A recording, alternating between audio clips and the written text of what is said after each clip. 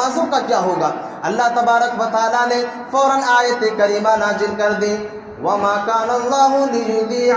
اللہ تبارک و تعالیٰ فوراً آیت کریمہ کو نازل کر دیتے ہیں، اور اللہ تبارک و تعالیٰ کہتے ہیں کہ اے میرے صحابیوں کی جماعت سنو، وَمَا كَانَ اللَّهُ لِيُضِيعَ إِيمَانَكُمْ۔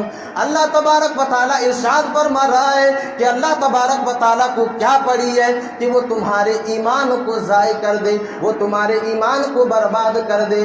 میرے عزیز ساتھیوں، اس آیت کریمہ کے اندر غور کریں، اس آیت کریمہ کے اندر تدبر و تفکر کرنے کی کوشش کریں۔ اللہ تبارک و تعالیٰ اس آیت کریمہ کے اندر نماز کو ایمان قرار دے رہا ہے۔ صحابہ کرام سوال کر رہے ہیں کہ ہماری نماز کا کیا ہوا جو ہم نے بیت المقدس کی طرف اپنے چہرے کو کر کے نمازیں پڑھی ہے؟ اللہ تبارک و تعالیٰ آیت کریمہ نازل کر رہا ہے کہ اے میرے صحابیوں کی جماعت